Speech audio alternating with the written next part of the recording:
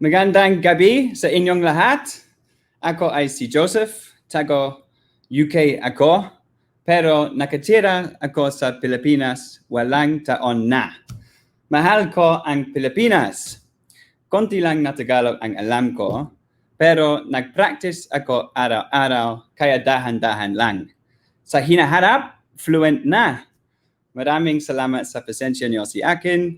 Sige, ipagpatuloy natin sa English. Hello, sorry about that, but I wanted to give it a go. My Tagalog is still kind of sucks. I'm sorry about that, but I'm very, very proud to call the Philippines my home. So I'm finally doing my best to learn. So quick introductions. I'm Joseph and I dabble in the startup industry here in the Philippines. But mostly I'm just a big fan of high impact initiatives and the humans who dedicate their lives to making a difference.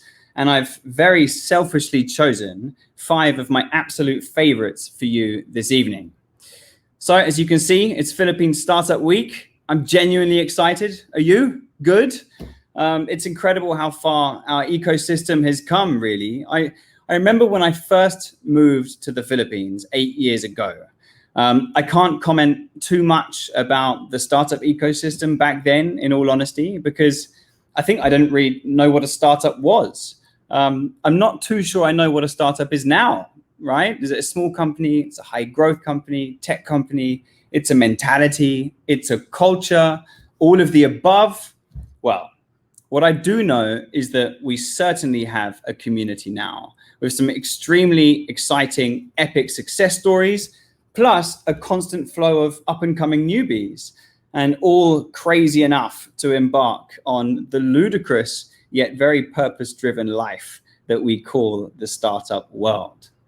So before we begin, I'd like to say a huge thank you to Cubo, to DOST, to DTI, to DICT for making this happen, for allowing us to be a part of it, and for supporting the startup ecosystem here in the Philippines. Now, I think that's enough of my nonsense and my rambling, and onto the subject at hand. So, employee experience. I think this has been a crazy year in many, many ways. Companies having to let go of their employees, which is hard for those who leave. It's hard for those who stay. It's hard for those who made the decision. Mental health is more relevant now than literally ever before. We've shifted to a new way of managing teams and being managed in a team due to this shift to digitalization. I believe that was happening anyway, but of course, COVID just accelerated that shift like a steroid injection. Now, what all these things have in common, though, is that they greatly affect people. Hence, we wanted today to hear from some genuine startup rock stars who have been there, have an astonishing track record between them regarding how they should actually prioritize the employee experience and why this is so important to startups, especially now, given this new normal that we live in. So I've actually been very selfish this evening. I not only get to moderate this talk about a topic that I'm immensely passionate about, but I've also got 5 people who I genuinely look up to a great deal for one reason or another to share their thoughts with us. So let's meet them and kick this off. Okay, so speakers, hello. Our wonderful, wonderful audience would much prefer to hear what you do from you rather than me. So I'm going to quickly go around the virtual table, and please could you kindly introduce yourself and what you do. And we'll start off with you, please, Nick.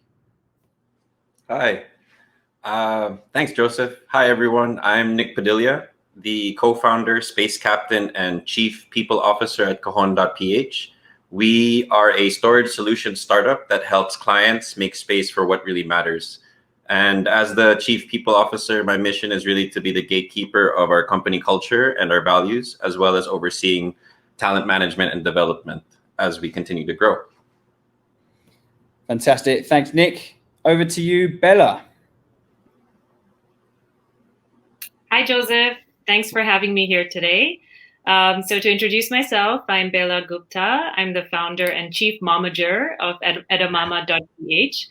Our mission as a company is to help simplify decision-making for mothers while helping them find everyday joy in parenting.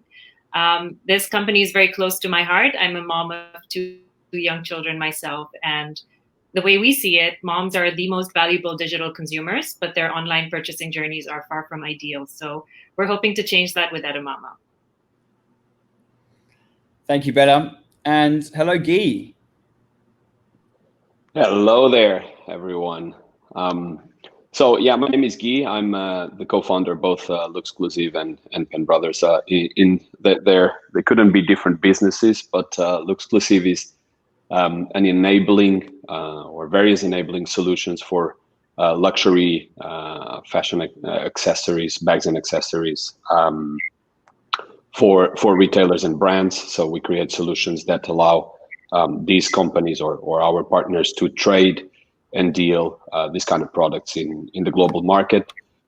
As for Penbrothers, we are an employment platform bringing international startups closer to teams in the Philippines. Fantastic. Thanks, Guy. Good evening, Diane. Hi, everyone. I'm glad to be and honored to be part of this panel. I am Diane. I am from Idea Space. What we do is we accelerate tech startups from ideas to getting yourself to launch, or if you're already running your company, we help you move to the next level. I'm the mother hen at Idea Space since day one. And so I'm very much concerned always about the culture, the team culture, as well as how much, and for all the startups who pass through Idea Space, culture is a very big factor in team success. So I'm really excited to be part of this panel. Thank you so much, Diane. Fantastic. And last but not least, Manson. Hi, everyone. I'm Banson, and I lead the people team for Canva Philippines. Our mission is to empower the world to design, and I'm proud to say that majority of the amazing elements and illustrations that you find in the Canva platform is designed by Filipinos right here in Manila. And my team makes sure that they stay happy, engaged, and thriving. Fantastic. Thank you, guys. And thank you, Vanson. I'm actually going to launch straight in with you and with Canva. Okay, we'll get this party started. It's very evident, even I think, to the outside world that Canva, puts a huge focus on its people and culture. And you just said it there. Please, could you actually help me set the tone for today's topic by telling us what is employee experience for you? And feel free to share as many of Canva's secrets as you like while you're at it. Thanks for a very loaded question, Joseph. But a great employee experience starts with, I think, a good personal experience. At Canva, we don't treat employees simply as employees. We treat them as people who, just like everyone else, have unique personalities, behaviors, and preferences. Everyone has special needs and probably went through unique life situations that make them who they are. And by being conscious of this uniqueness, we're able to elevate the quality of our programs and policies and make them truly human. And this way of working influences how we treat everybody inside and outside the office. We treat everyone with respect, and we believe everyone speaks and acts with a good intention. We embody our values of being a good human and being a force for good in everything we say or do. And if you magnify that with hundreds of us doing the same thing for everybody else in the organization and even towards the community, that translates to a great employee experience where everyone feels heard, valued, and accepted. Fantastic. Thank you, Vincent. I've actually been lucky enough to be in that Canva office and meet a bunch of your people. I've even hired someone to be the head of Vibe, and I've stolen that straight from Canva, which apologies for that, but thank you for that at the same time. Diane, I'd love to talk to you for a second. Your portfolio at Idea Space is obviously very impressive. I mean, there's outstanding companies who are certainly not idea stage anymore, right? However, a big part of Ideaspace, as you said, is of course the accelerator program. And here you mentor, I mean, I'd say extremely early stage companies, some of them. And some might say that they would have bigger problems to focus on rather than employee experience, right? But how early do you believe startups should start proactively thinking about employee experience? And what impact does it have when it is prioritized? Well, we believe it has to start from day one. It has to start from you as a founder. You and even the experience of your co-founder. I think that the co-founder should be conscious of each other's experience. It starts from there, and if they're conscious of that in the beginning, it just becomes normal, and it just the culture just forms naturally. So I think it should start from day one. In idea space, we look for four factors to make us. We see that there are four factors that make a successful startup. One is a self-aware team, is a team who knows how to build a product, and third is a team who understands the customer, and fourth is stewardship. And stewardship, to me, it's very well connected to the first one with where we talk about self-awareness. Stewardship is not only handling other people's money, but I think it's also acknowledging the resources that other people bring into the team. So if from day one you acknowledge the time your co-founder has put in, the connections your teammates have brought into the company, I think that's something from day one. That is stewardship, right? Fantastic. That makes a lot of sense. I'd never thought of it like that. I never thought of employee experience relating with your co-founders, but of course it does. And that literally is day one. I mean, co-founder relationship is very similar to a marriage, actually. I've been told by several different people in this panel a few times. Anyway, thank you very much for that wonderful answer, Diane. From one rock star to another, Bella, hello. I have to say, I'm loving LinkedIn these days, and my LinkedIn feed is like literally full of Edamama team members raving about their experiences at work, like on a weekly basis. And it's not even been that long since you launched. Plus, I think you pretty much launched in the middle of a pandemic, like mental. Yet clearly all of this, but you put great emphasis on the working environment for your people. Please, could you share like how on earth you managed to balance a launch with creating such a quality environment for your employees, your people, all while a pandemic hits during, well, such a critical phase of your business? Well, thanks for that, Joseph. Yeah, we're very, very grateful. I think we'd start by saying that, I think it's really important, given everything we're going through at this time, to just be grateful for the things that are going well in your life. And I think for us, we are very fortunate that we are at a time in an industry, e-commerce, where we are experiencing tailwinds, on the back of this pandemic that has been very difficult for a lot of us. I think that the first thing I would say to that is really, we started this company with a very clear mission about what we wanted to build and why. I mentioned in my introduction, I am a mom to 2 young children, and I often find that as women who aspire for careers, we oftentimes, when we start having children, feel like we have to make this choice, right, between our career progression and raising our families. And it was really important to me, as I set out to build this venture, to build a culture and a company where no one would ever have to make that difficult choice. And so that culture of trust and flexibility is deeply ingrained in everything we do at Edamama. And it's not to say that we only attract parents to come work for us, although I will say we are 80% women in leadership, and many of us are mothers as well. But I think this idea around flexibility and trust is so important, even with today's young workforce. And so as a hiring strategy, when we were setting out to build Edamama early this year, we were very clear about our mission to the people we were interviewing. And we were really hiring for passion and not just credentials. And I think when you do that, you end up with a team that is very purpose-driven. And so when the pandemic hit, I think that it really allowed all of us to still weather that storm. We delayed our launch by a couple of weeks. But because we were all so really united in this mission, I think we were able to navigate it quite well. Fantastic. I just realized, I think I'm the only one in this talk who's not a parent yet, if I'm looking around. So I've got this all to come, but there we are. And thank you for that, Bella.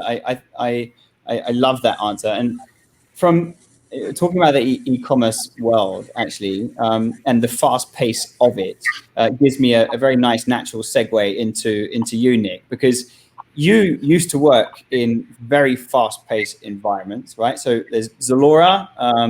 You've seen a flavor of the Alibaba life through the fellowship. Epic congratulations for that, by the way. Can you sense the jealousy in my voice? Probably just a little bit. A little bit. Right, there we go. The fast-paced sort of results culture, if you like, there, I'd say is probably not synonymous with a warm and easy ride for employees. Right? They don't normally be seen as two things coming together. But now that you're in your founding journey, nearly 4 years in with Cajon, what's the employee experience like there? And how do you balance the focus between like rapid growth of the company with the experience of your team?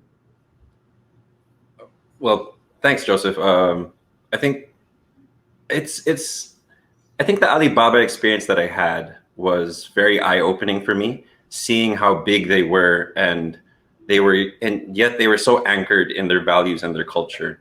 I think at the same time, I was seeing Cajon growing and scaling, and we were hiring more people.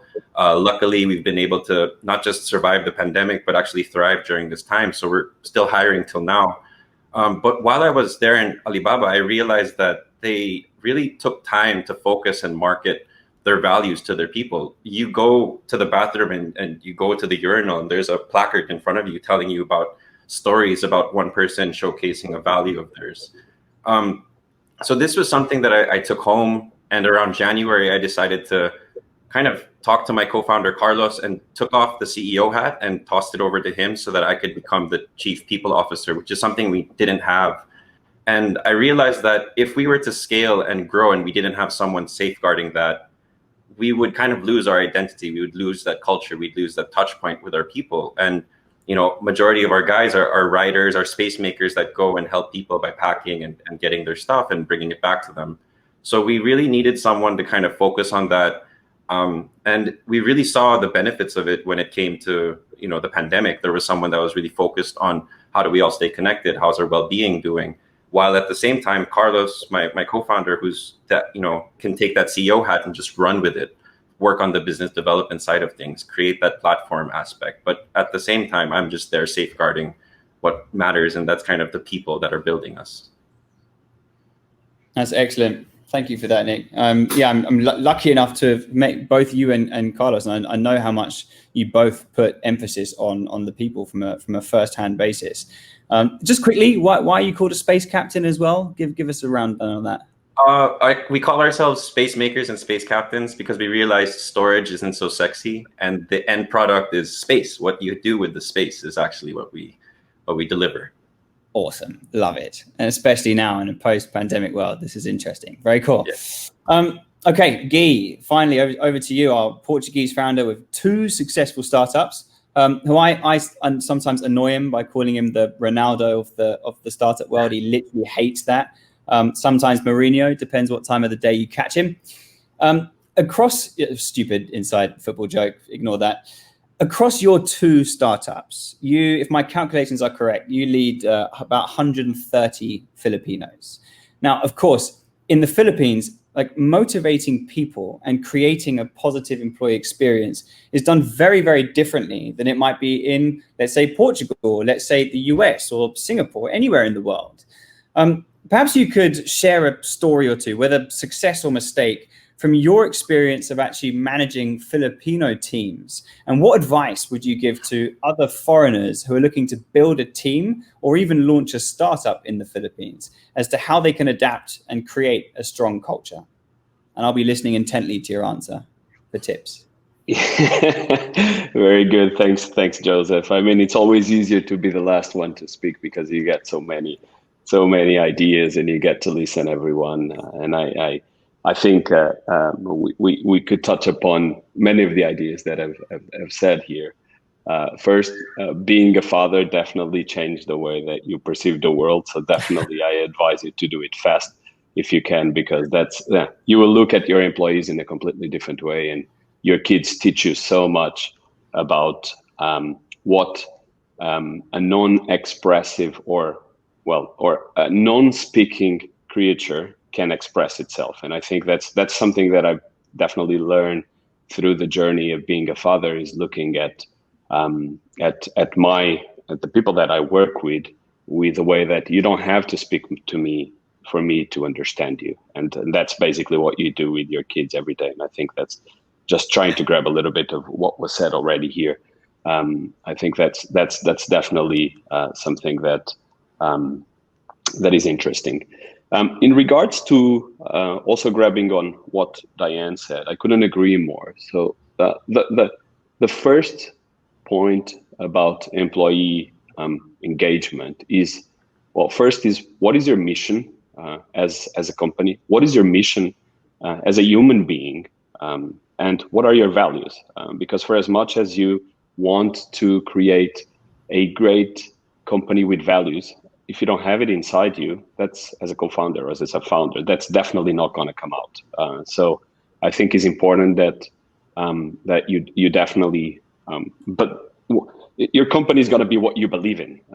That's for sure, basically, at least to a certain extent. And then in order for you to grow and scale, the culture needs to be there. And if you didn't build it yourself, then it's going to be either a toxic culture. That doesn't mean you can't grow. It's just a toxic culture, and it's not employee driven, which is definitely not the way that I personally lead both of the businesses. Definitely employee relations, employee engagement comes absolutely first. Every time a person leaves the company, we make sure to do exit interviews. And the way that I measure success for us in every employee is to make sure that they walked out a better professional and a better human being than what they came in. That for me is the most important thing. Then we could go very, very deep on what have they really learned, was just technical, but one thing is for sure, and that's really what we focus, is this person every day, every quarter, not every day, but every quarter, well, ideally every day, but is this person becoming a better professional? Is this person becoming a better human being? And is this person becoming closer to our values that we believe in? And that's basically how we measure performance within the company. Fantastic. Thank you very much indeed for that, Guy. And I think my other half, I'm not sure if she's watching this, but that advice to immediately become a parent, she might be raising her eyebrows, but thank you for it. And a wonderful answer. I think, look, I'll take a break from talking, and I'd like to hear from everyone. So a quick question around the table, the virtual table, if you will. The pandemic. Okay, I think we have to talk about this. We need to at least have one question on this in every event. Now, in your own situation, in each of your own companies, startups, or lives, really, how have things changed with regards to your approach to employee experience? And what would be your, let's say, top tip for other organizations or other leaders who suddenly find themselves unable to do maybe the same activities or to execute the same kinds of strategies as before? This time, I think we'll kick off with you, please, Bella.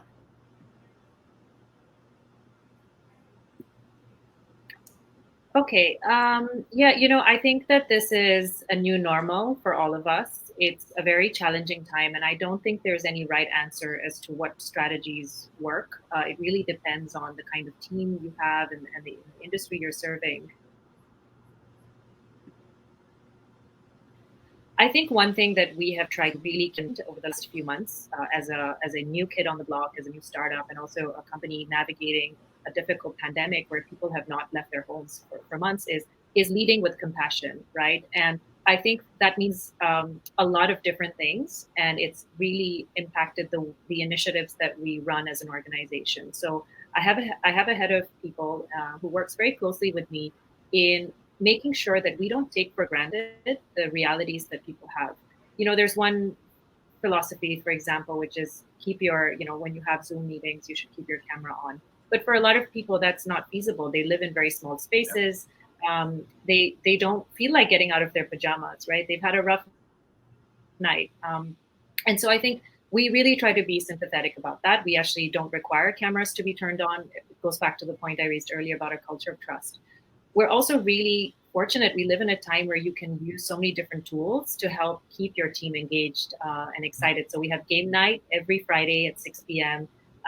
We played Among Us, for example, last Friday, and it was so fun, right? These are free tools that any company can download, get their employees to get involved in, and make a fun night out of it. We also use anonymous polling a lot. So we use a tool called Mentimeter, which allows us to ask people, get a pulse on kind of how are you doing, how are you feeling, what are we doing right, what are we not doing right as a company in supporting you. And I think that really makes it feasible for people to speak up, to share their feedback and opinions while we navigate this very, very strange time for all of us. And we've come to realize that any company can use these tools quite effectively to keep the culture together.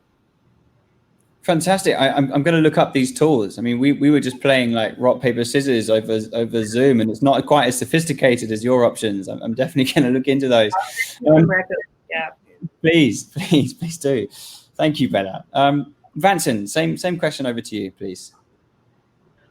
I guess I was happy that Canva was among the quickest to adapt the remote working setup even before the country went on lockdown.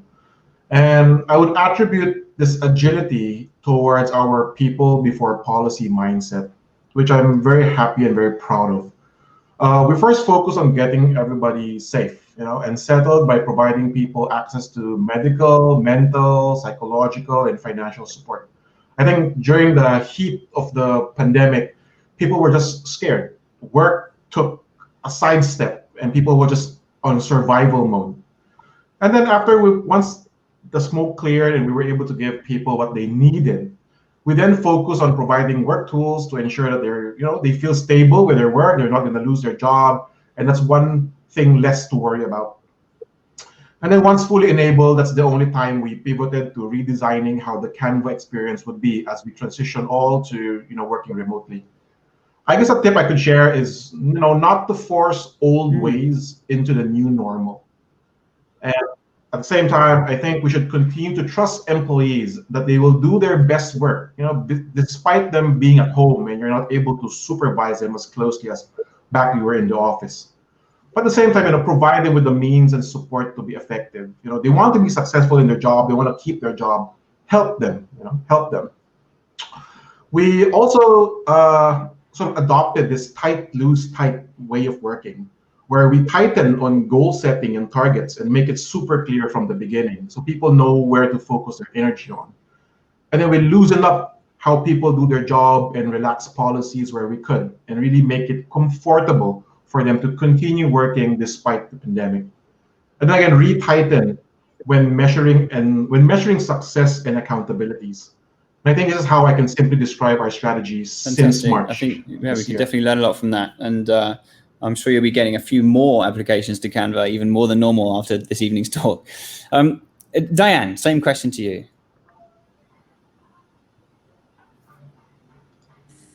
Okay.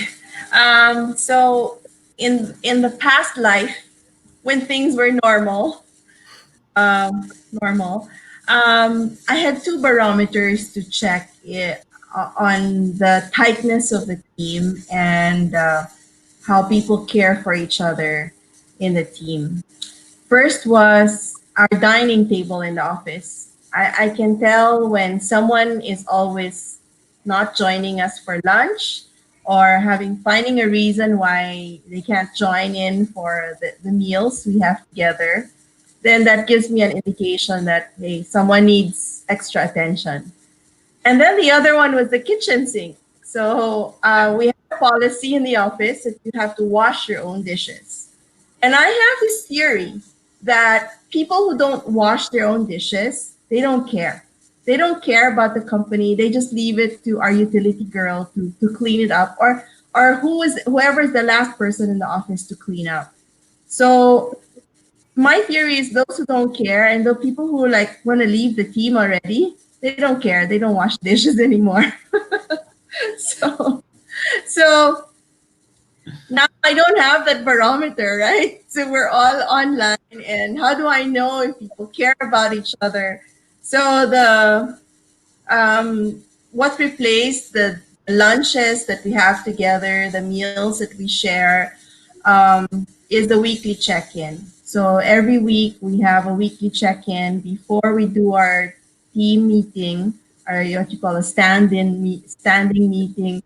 Before that happens, everyone we check on how was their weekend, and that's how I check if people are, saying, it's the same thing. Uh-oh. So when I start sensing that maybe it's time to really have an extra one-on-one with that person.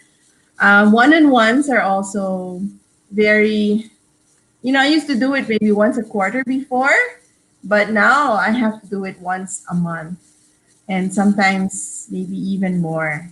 So it's kind of taxing on the leader to really bring the team together. The other one is the kitchen sink. So how am I checking if people care for each other? Uh, I'm just watching the language. I'm just watching the language on Slack, watching the language on email. When people turn on their videos, I try to take the cues from their nonverbal reactions. And then the one-on-ones also, people are more comfortable with sharing their challenges with other members of the team. So then we have team building sessions. I think most of companies have already adapted these online team buildings. So we have that. We'll find all sorts of ways to celebrate. Not enough though. I think that sometimes we want to celebrate more, but we're so zoomed out and zombies by the end of the day, and we don't want to, face the screen anymore. So that's, I think all of us are going through that challenge, which is why I always make a point that every Monday we check on what people did with their weekend. Because if they just face the screen again all weekend, and then that's not healthy. So I'm happy when someone went out cycling, they went out mountain climbing, or they did painting or attended to their plants, etc. I want to watch out for people doing tactile things. Yeah, fantastic. Thank you. And I just learned recently that you go even further, like to really prevent people working on weekends if they can, so that they really get that time to themselves. That's fantastic. Okay, very good. Thank you. Guy, over to you, please. Yeah, thanks again. I think the question has a part which basically where you say to the companies that may not be able to execute the strategies or ideas that they didn't do before. I don't know any company that can do the strategies and ideas of what they've done before. So I think here the key, well, and I think we're way into this. I think everyone is starting to hopefully see the light in the end of the tunnel again. We kind of started to see that. Well, everyone knows it's still going to take another 3 to 6 months, but eventually we're already in the last stretch of it, basically, and everyone has mentalized themselves. But the key to it was basically accept that the world's not the same place immediately, and adjust as fast as possible. And I think that I think we were lucky enough to do that in both companies. And I think it's not just with the pandemic; is in general. I think the pandemic itself is just a disproportionate problem that no one was expecting. But the point is, I mean, as founders, your work is to solve problems. It's just, what problems am I going to wake up for today? Are they bigger or smaller? And is how you look at problems as opportunities or as well. I mean, if there weren't problems, none of us would be here because we're all trying to solve a problem. So definitely, the idea to it is really how fast. I think my only advice is just acknowledge it. Look at it as where a problem always brings something that needs to be solved. So it's always an opportunity. I always look at it as an opportunity. So my advice would be to just embrace the change. Look at your business, your model, change whatever needs to be changed. In some cases that meant 95% change. In others meant 15% change. But all of us had to adapt. Even if we had to adapt for the fact that the business, for the very few that had the chance that the business was actually growing, everyone had to adapt to the fact that the business was actually growing and had to adapt really fast to it, basically, right? So that would be my advice, really, just adapt as fast as you can. And adapt, that is really like a word which I think the Philippines has in abundance in the culture and the values, right? In personalities, I think one of the huge assets of Filipinos that I've been like lucky enough to witness over the last 8 years is really like loyalty, resilience, yes, but adaptability. And so I think that gives us a great platform. Okay, finally, but last but not least, over to you, Nick. Same question. Yeah, I think everyone's right. You definitely have to adapt to the new norm. There is no going back, right? But one of the things that I always maintained prior or pre-COVID was this open door policy. And that was something that I wanted everyone to know, so that, that I'm always available, whether they wanted to just text me, call me. This was especially true during that lockdown where we didn't know what to do. And my field ops guys were getting worried because they had friends who were jeepney drivers. They had friends who, they just started panicking and worrying, are we going to be okay? Because obviously they don't see the top line. So I obviously wanted to keep that open door policy. And I decided to kind of create this weekly wellness gathering that we do every Thursday, where we don't talk about work and we just share what we're grateful for. And it was surprising how much people would share. And I feel like it made us all realize that, okay, we're all struggling here. We all need to get each other's back. And it was during that time that we all kind of came together and we realized we wanted to do something. So as a company, we weren't delivering storage anymore. We were actually delivering PPEs. We were taking in test kits and storing it in, so that it could be delivered to the right hospitals. It was amazing to see everyone kind of come together and not want to do something if we could. And turns out that we were in a position to be able to do some good. And we continued doing those weekly wellness huddles, but now we kind of changed the host. So we have, someone who's a fitness buff will do like a 30-minute HIIT workout. Earlier this morning, someone hosted a Among Us game. So Bella, I understand how much fun that can be. Whether it's an inuman to sharing lunch over Zoom, right? You try to connect in one way or another. So I think that's what I've really been trying to focus on, just making sure that they know I'm here and they can talk to me, and that we all know that we have each other's backs. And I think that's really been the greatest key for us. And I think that's the biggest tip for everyone else. They just need to be open to discuss and be real with each other about how they're feeling. Thank you, Nick. And that really resonates, right? It starts from you. It starts from the leader, like making it's okay to not be okay. I think is also like an extremely important message when it comes to having them actually open up in those sessions. Very good. Well, thank you, everyone. Obviously, COVID is an extremely difficult challenge, but some really interesting and practical ways of how we can deal with it there. Vanson, if I may go back to you now and ask you something, but I reckon some people probably who are watching this tonight would have their cynical hat on, right? And they might say, it's easy to provide an outstanding journey for the employee when we have $1 million budget for beautiful artwork and trampolines and private chefs in the office. But is that really the stuff that makes a difference? Or is that just the icing on the cake and it's actually something deeper that doesn't require monetary expense? Well, when you ask a Canva employee who's been with us for a few days on what makes Canva special, you might get these answers about how free food is awesome or our parties are the best. But give it a few weeks and months and you ask that question again, you'll probably get a very different answer. People will say that, they feel safe and listened to when they're at work. They'll praise how open and honest people are towards each other.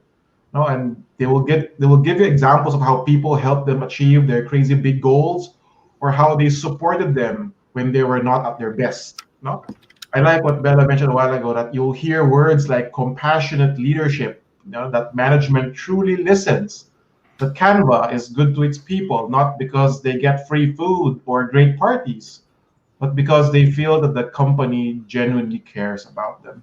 I think that's what's truly something that money cannot buy. Fantastic.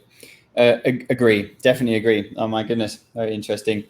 So I'd like to move on to you, Diane. I count myself very lucky that I know you a little bit. But for those who don't, they actually only need to do like a 3-second Google stalk before they discover how much importance you put in people in general. And I'm gonna quote your LinkedIn tagline here, if you don't mind. We don't invest in startups, we invest in people. So please share, where did that come from? And why does Ideaspace base a lot of their decisions on the people running the startups, just as much, if not even more so, perhaps, than the concepts themselves? Well, we made the mistake in the first maybe 3 years of Ideaspace. We were very idea focused. We say, oh wow, there's a future for this idea. Oh, the market is great for this idea. But then, after the program's over or after a year, you hear about the team, they're gone. Your investment is gone. So in the end, you look at it, what was the problem? It was really the people. The founders were not complementary. Their skills were not complementary. The personalities, even worse, were not complementary. So you have to really invest in the people first. So how do you invest in the people? So before we were just giving mentoring in finance, legal, stuff like that. But then we realized that people come into the team with their own mental baggage. Who helps them remove that mental baggage? If you come in with a mental baggage, your people are also, and you're hiding certain things. Your people, it confuses your team. So we started to realize that you need to approach it in a holistic way. So that's why we brought in even a clinical psychologist into the team, because sometimes there are things that you need to release, issues that maybe you think it's an issue between you and your co-founder, you can't get along, but actually it was the root of it. It's an issue you had in your childhood. Let that go. So you have to acknowledge things like that, and that's why we believe we need to invest in people first, because it starts from there. Even Google says, tech is easy, people are hard. Yeah. Let's focus on the people. Fantastic. I really resonate with that. I think I spent years like obsessing of like, why can't I come up with a business idea, right? And I really couldn't. And I always thought like, it's just the idea I'm waiting to come across. And I was not ready personally at all. I was naive and definitely not with the right level head to do anything. And so I really resonate with that people, I think, often get so consumed by this, will the big idea come? But actually, it's really them, right? It's really inside of them that is what counts. Thank you for that. Bella, I'd love to talk to you for a sec. So correct me if I'm wrong, but I've got an observation over here that one of the many aces up your sleeve is utilizing interns, right? So you seem to have very bright interns working with you at Edamama. I've stalked all of you, as you can see. And by the looks of it, they're very happy and they're obviously making an impact. They're making a difference. Now, again, some would say that time spent, let's say, training and coaching interns could actually have a negative impact on your business. Others would say, though, that they're a clear asset. So as with most things in life, I'm sure it comes down to a balance. But how have you managed to sort of utilize interns so effectively that enables them to be both an asset to your business, plus they gain valuable professional and life experience in the process?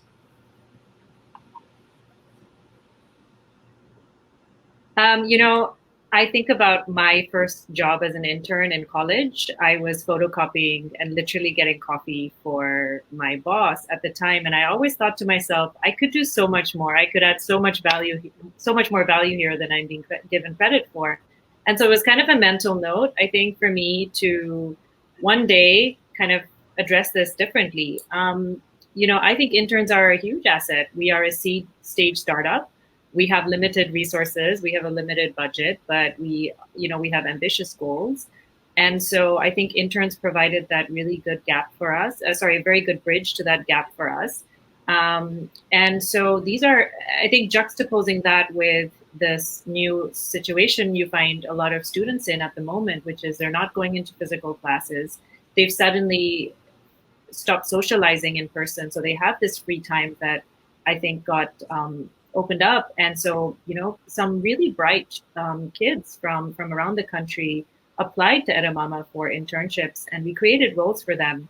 And, this is a structured program. So we actually pay our interns. We don't expect them to work for free.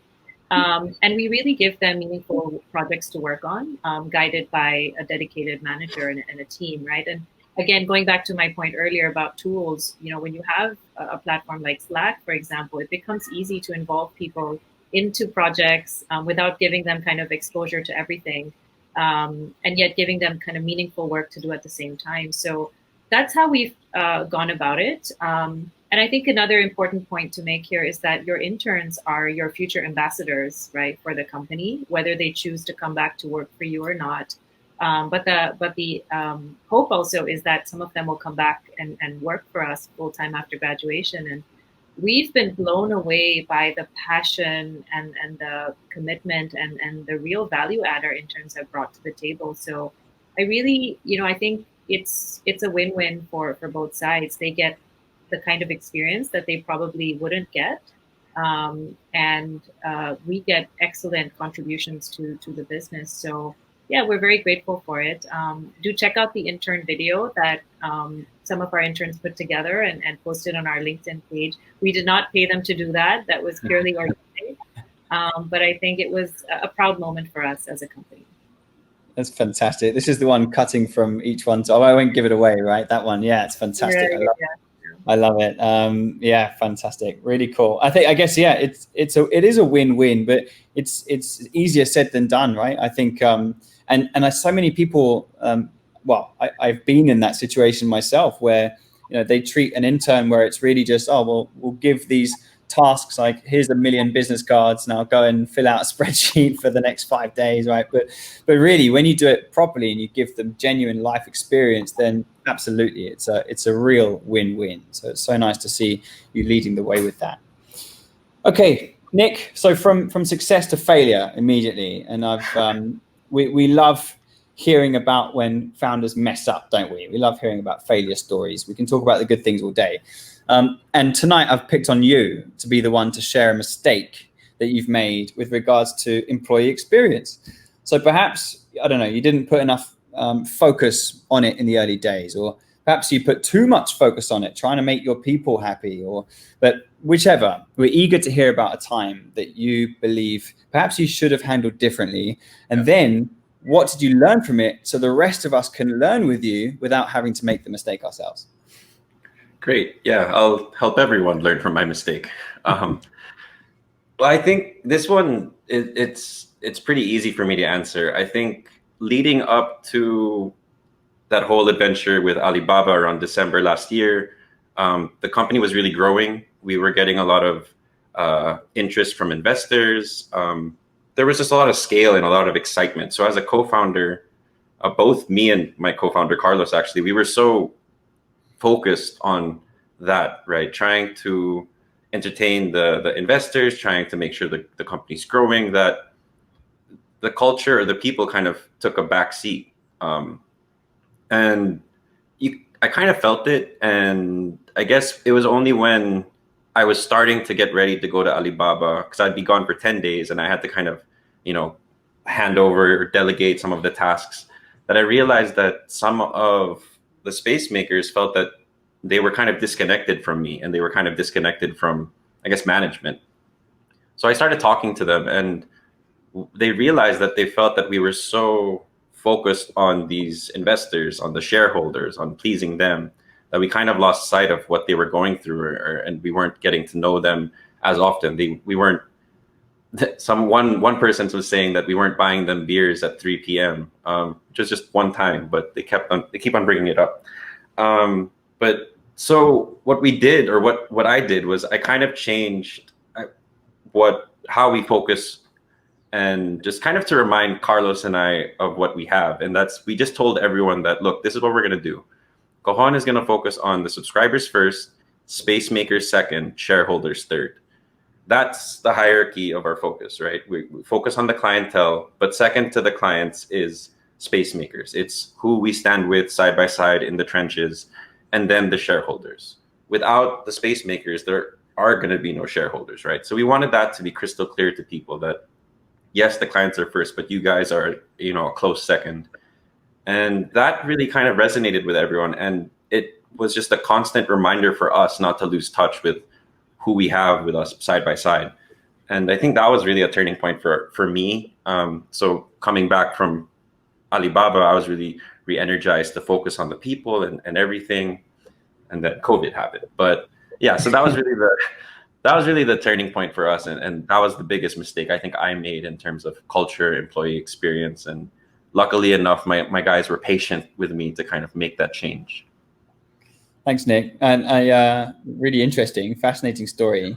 I said something wrong there. I was saying so that we don't need to make the same mistake, but actually we should go out and make mistakes, right? Because we learn so much making them ourselves. We can learn as much as we want from yours, but actually we should go and make some more, right? We're going to learn with it. Exactly. Yeah. Very good. Guy, finally over to you. I think we can, similarly, we can sit here and talk about visionary stuff, and how we ensure to have, happy, engaged team members. But I think there needs to be like a tangible element to it somewhere, right? So can you please perhaps share a time when there was a tangible, clear impact on results due to employee experience, or the way that you focus on employee experience?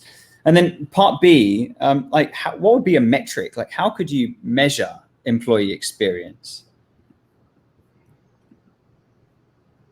Yeah, I think we've touched a little bit about the how we really measure the employee experience. That's in when we look at a macro perspective. I mean, as an advice, obviously, I think everyone here utilize their own tools. So, for example, we utilize Office Vive, which is an HR tool where we can pretty much on a weekly or a bi-weekly basis look at various topics of the relationship with people, and in every matter. So we look at things like, again, relationship with the manager, with your colleagues, the recognition that people give you in the company.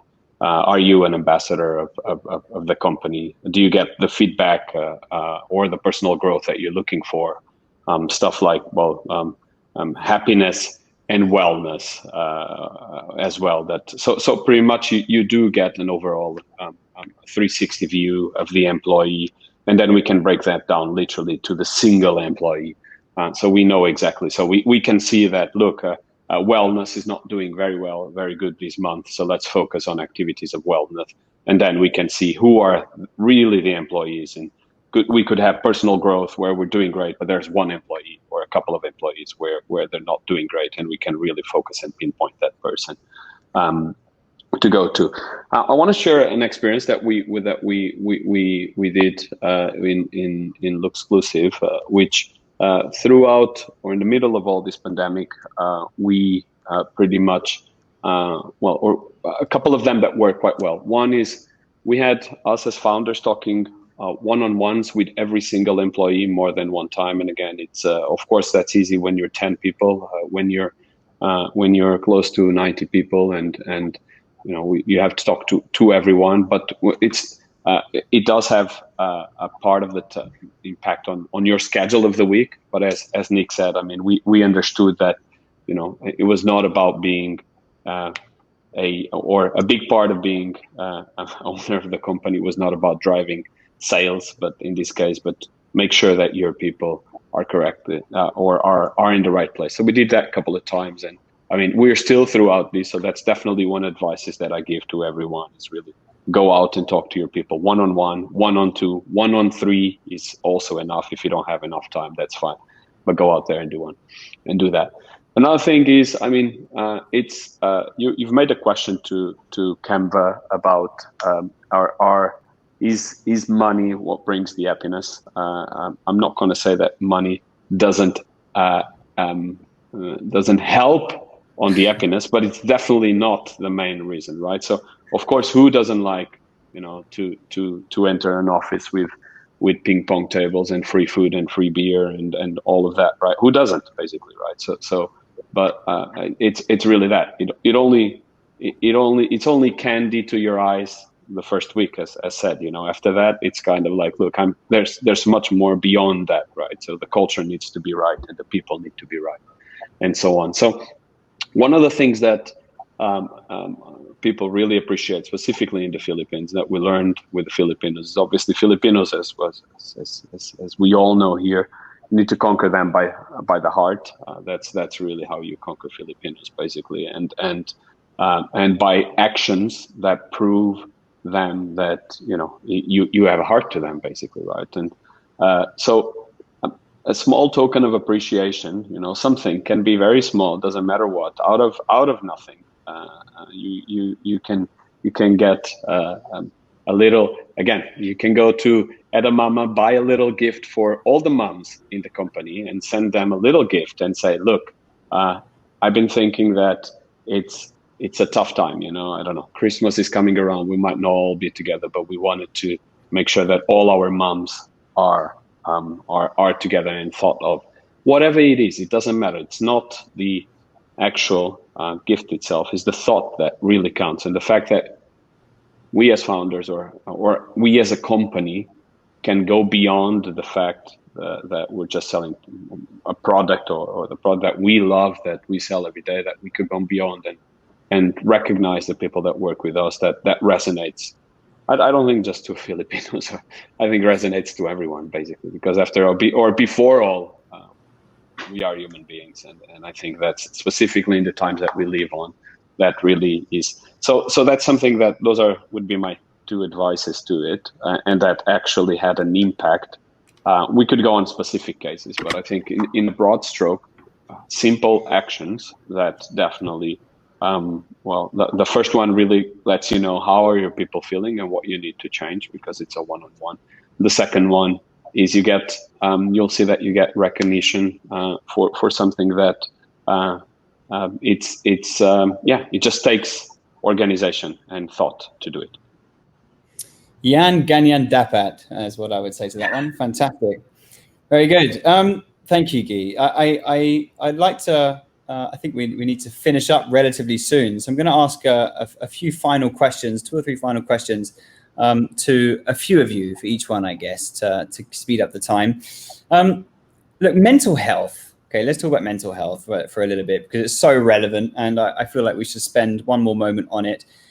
Employees are struggling, right? So we said earlier, they get less physical interaction. Some, as you said rightly, probably most actually, do not have an ideal setup, work from home. Some have even lost loved ones in this situation. Now, burnout's happening all around. I've been finding in myself, and I know others have, that people are actually refusing to take leaves. Like we as we are refusing to take leaves, because what's the point of taking a leave? I can't go anywhere. I'll take a leave and walk down the street, you know. So this is an obvious problem. And I think we've spent a lot of this evening advising leaders around for Philippine Startup Week. But now if we're sort of turning it around a bit and speaking to team members all around, like what message would you like to give them at a time like this? And any tips from you as to how can they maintain a strong mindset? Let's start off, we'll ask this to a few of you. Let's do this with Bella, please. Yeah, something we've been reiterating quite a lot is switching off and carving out blocks of time in your calendar that are quiet times for you. And this means basically turning off your notifications, maybe even walking away from your computer and just doing something different. For a lot of us who are parents, weekends are not our downtime. They are actually busier for us because we have children to take care of. And so this is something we actively encourage our employees to do during the week, which is find that day of the week or a set of hours where you can just block it off in your calendar and call it me time, right? And whether that's reading, exercising, taking a break from work, we really, really encourage that, because we know if we get to a point of burnout, it kind of is counterproductive for everyone, right? So I think it goes back to this point around also building that culture of trust and flexibility to say, we will let you manage your time. And you know, you need to, that should include finding time for yourself. Thank you, Bella. Anything to add to that, Vanson? I think we must recognize that the line between work and life isn't actually blurred. It's broken. To give an example, you know, you're in a meeting and your parents or spouse calls you, or you're in deep work and your baby cries. You cannot pause work for life, and vice versa. So, and then if you add the effects of, you know, isolation and the lack of social interaction, your mind can really play tricks on you, and it will take its toll on yourself and on your body and with the relationships around you. So I guess my tip is to know when to take a break, and never ever make your team feel guilty about taking a leave. You know, do not compare yourself or others to anyone, because we have different lives with different demands. It doesn't mean that, let's say, if I can do more overtime, you should too, because you have no reasons that you can't. But remember that our lives are different. So let's remember to be considerate and kind to everyone, including ourselves. That's really nice, Vanson. Okay, thank you for that. And really interesting advice for everyone to listen to. From one father of a crying baby to another one, Guy, what's your view on this? Yeah, I think well, a lot of I think we as leaders first need to look at ourselves in the mirror and say, am I doing the right thing myself? Right? I think we're also extremely exhausted, and a lot of the times we think we're the best person to give the advice, but we might not even be that best person to give the advice. I think one is first look at yourself. I think that's definitely one, right? It's kind of like, you know, when you go on the plane, they say if the mask falls, take care of yourself before you take care of your child. It's a little bit of the same. I mean, make sure you're in the right place, because I mean, if you're toxic yourself, you can't advise. So I think that would be probably my advice, because I mean, everyone talked already, or we've been talking about the advice to how to encourage people for sure. Make sure that they take their holidays, give their holidays. I mean, try to disconnect. Another thing that we did was off hours, so literally asking everyone not to answer anything between specific time. A little bit what Diane is encouraging people not to work between. I mean, we have flexible hours, but between 9 p.m. and 7 a.m. basically, so that no one really, you know, the business is down anyway at that stage. So unless it's really urgent, and if it's urgent, just grab your phone and call people. Don't be on Slack or email or whatever it is, or chat. I guess those two would be interesting. Push your people to really be a downtime. What is supposed to be downtime? And a lot of people think we think that it's clear on everyone's head and might not be. So really say, look, from this time to this time, you're not expected to answer us. So we make that definition clear. The other one, yeah, look at yourself first. Are you capable? Are you doing the things that you are praising for? Or you're like the doctor telling you that you shouldn't smoke and then you're smoking a cigarette outside, basically, right? So of course we all have a little bit of guilt in that, and we all do that every once in a while, but mostly you need to be in a good place in order to give good advice. And that's great advice. Like recently I got completely called out on exactly that. Like I was advising my team, I was like, guys, like take a break. It's important. Look after yourself. And then one of my wonderful interns literally just turned around and was like, Joseph, excuse me, like, hello, like massive hypocrite. And it's actually got to start from you, right? You lead the way of actually taking that break to show everyone it's really important to look after yourself. Okay, so for Nick and Diane, I'm actually going to ask a different question so as we're coming towards the end of our program. But today, or this week, if you like, as you know, is one of the events for Philippine Startup Week, which we're really excited about, 2020. And I feel like it was like just yesterday when we were having a dinner together in that wonderful space for Philippine Startup Week 2019. There was a real buzz in the air, I felt, and I was really like quite excited at that point. Like Ronald of Kuma was there, people were getting excited at that point. Francis of like Paymongo was sharing his like Twitter Y Combinator story. And there was really like this feeling of, wow, like exciting progress. And now 12 months on, even more has happened, right? Now, in your view, how are we doing in the startup ecosystem here in the Philippines? And what do you think the future holds? Ludicrously broad question, I know, but give it a shot.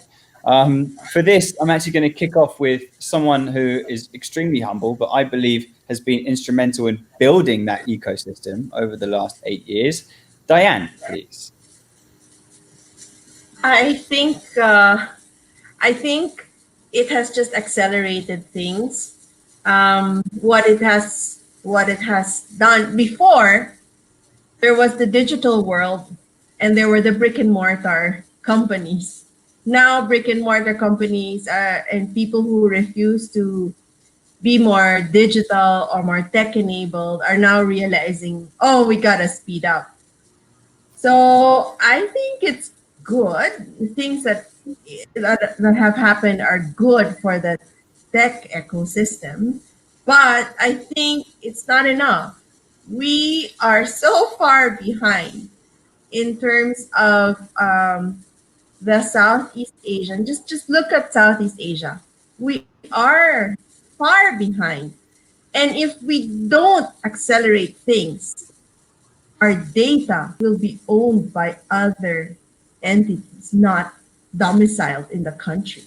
And that is my fear. If we don't speed things up, other solutions coming from elsewhere are going to come in and solve the problems we have here. So I think we better speed up. So we need more startups, more homegrown startups, more people who will fail and then pick themselves up again. A few years ago, we commissioned a study and found out that 80% of startup founders, after their first failure, don't pick things up again, and they go on and do something else. They'll go back to corporate. What happened? This human capital that we need to convince people, pick yourself up again. If you failed, join another startup and start from zero once again. So we need to encourage people to keep building things and solving problems. Here. Well said. And yeah, wow, fantastic. Yeah, love that. Very, very honest, candid statements there. Thank you for that. And I think talking of being far behind, I mean, look, Nick, you've seen the Alibaba flash and life. What's your view here on the Philippines ecosystem and what we've got coming? What do we need to do? I think Diane's right. We're quite behind in terms of Southeast Asia, so there's a lot to go. But it's easy to see just the doom and gloom and be negative with COVID and everything, but it's actually a very exciting time. You have so many people who have new ideas coming out left and right. They're trying to sell masks. They're trying to make hustles here and there. They're just at home. You know, they're moms. That all of a sudden they're taking care of their kid. They see a problem that they're trying to solve. There's all these people thinking. And at the same time, you have these companies. I guess what's good about COVID is that the silver lining is there's no more playbook, right? You have these big traditional companies. Like I used to work in Rockwell, and one of the projects that I was going for was building a sort of grab delivery called Hello Rockwell that would service just the community of Rockwell and everything. And so many people loved it and everything, but the board just couldn't get it. They're like, this isn't what we need right now. It's just a value added thing, right? So I bounced and started Cajon. But you look at it now and it would be awesome. It would be so, relevant and everything. So that playbook's completely out. So it's a very exciting time because everyone has a new perception.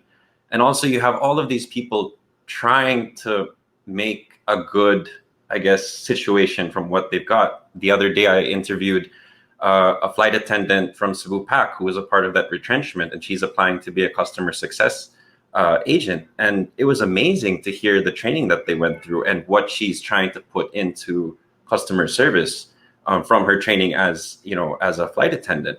So you have these people who have experiences that weren't technically in the startup realm, and they're trying to get in on it. So, having those discussions and just kind of working together and just trying things out is gonna help, what Diane wants, and that's being that spark to kind of get this startup scene really going here in the Philippines. Terrific. Thank you for that, Nick. Yeah. Wow, lots of really interesting insights, guys.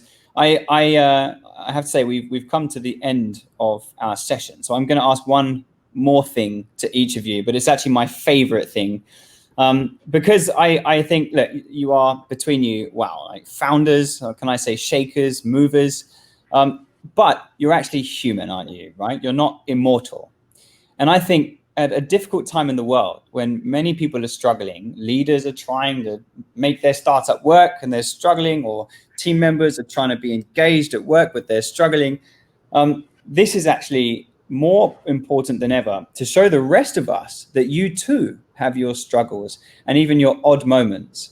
So I'd like to prove that, please, and see a glimpse into the life of each of you. So what do you do in your personal life, or any hobby or passion, or even better, weird habit about you that you would be comfortable to share with the viewers watching? I'm going to start. We have kids. Wait, there we go. You don't need anything else. You have kids. They decide what's the hobby. 100%. Let's kick off with you, Guy. 2 startups, 1.5 kids. No, so definitely, kids are a big part, as said. I really shut down on the weekend. I think again, I really close my computer on early afternoon Friday, and then pick it up on Sunday evening to kick off, to kind of plan the week again. And I really shut down. It's family time, and I mean that goes for my founders and my colleagues, but specifically with my founders, or my co-founders, where like, hey, Guy, can we have a talk? No, we cannot. Sorry, it's weekend, guys. We'll talk on Monday. I mean, if you want to talk about planning a holiday, then let's go ahead. But if you want to talk about work, then Monday, there's more on Monday. So I think that's really it, is take your time off. I mean, work. I mean, with that blur line that we just talked about, that Vincent mentioned, that it's important that we are the ones that, lead by example and really shut down on those times and do your things, whatever they are. Fantastic. And let's see, for you, Guy, you're about to have your second baby, so congratulations. I hope you don't mind me saying that, but fantastic stuff. Over to you, Bella, and give us a glimpse into the life of.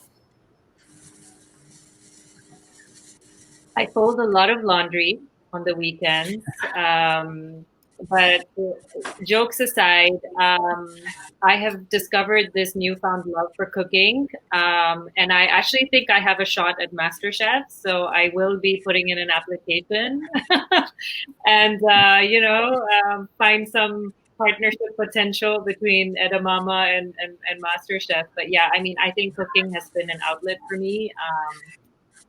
And this is the fancy stuff, right? So I made tiramisu the other day, which I'm very proud of.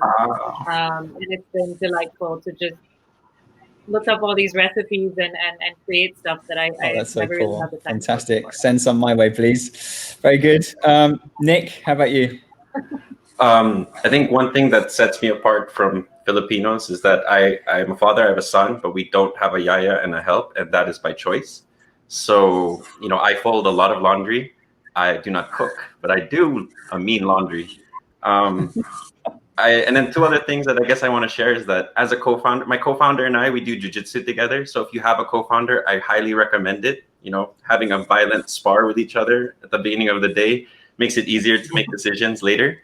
And lastly, I actually have general anxiety disorder. So COVID's been very hard for me. And I want to encourage everyone that if you do feel that you need to speak up, you have to speak up. Mental health is something that you need to take seriously. And if you don't feel safe to say anything, then maybe that's not where you belong, and you should find somewhere where you do feel safe. Wow, well said. I mean, couldn't have articulated that better. Thank you, Nick. Vanson, over to you, please. Yeah. Pre-COVID, if I'm not in the office, you'll probably find me in convention halls around the country or abroad playing competitive Magic. It's a trading card game that is played by 35 million players around the world. But now, post-COVID, I still play the same game digitally and enjoy some esports action during my downtime. Fantastic. I'll have to look that up. That's interesting. Excellent. Okay. And then finally, of course, last but not least, Diane. Well, I have my plants, and actually that's why I got sick, because of the typhoon. I was frantically bringing my plants into the house to save them from the wind. So that's my plants. And then my family, we have a farm. We're so fortunate to have a farm. And when my dad was alive, he used to be frustrated with me because all I wanted to do at the farm is just breathe. I just wanted to take deep breaths. But now he's gone. So my sister and I have to take over some of the responsibilities. So one thing I love to do in the farm, which is rake dead leaves. I love it. It's the physical exercise. I think it's good, and then the exposure to sunshine is healthy. So I rake leaves, and then when I rake the mound, I burn it. It's weird, but there's just so much satisfaction to seeing that burn, and my stress is gone. I'm ready for Monday again after I burn the leaves. Oh, fantastic! But there's no photo of your co-founder going into the burning pile or anything. Oh no. Okay, just checking. How satisfying! My goodness, I've got to try that. Terrific. Well, I hope your plants have survived up on your roof after the wind. Thankfully, it didn't hit quite as bad as we thought it might have done. But there we go. Lovely. Well, look, thank you, speakers, very much indeed. And I think I must thank all of you sincerely for tuning in. I believe there are questions in the chat, which our speakers will be happy to sit here answering for the next 24 hours without any breaks. Right, guys? No, I'm only joking, of course. Please do write your questions in the Slido, and we'll stick around for a bit, of course, and submit these in writing back to you. But again, huge thank you to Cubo, to DOST, to DTI, to DICT for making this happen and allowing us to be a part of it. And again, for supporting the startup ecosystem here in the Philippines. Guys, our speakers, I'm sincerely grateful to these wonderful 5 people that I personally look up to a lot as role models. So Diane, Vanson, Bella, Nick, and Guy. Keep inspiring people. And to all of you for tuning in and putting up with my irritating voice and bad sense of humor and awful Tagalog, thank you for your patience. And I cannot wait to see you around in this amazing community that we are all here building in the Philippines. So stay safe. Maraming salamat sa inyong lahat. Mag-iingat po at kayo. Magandang gabi.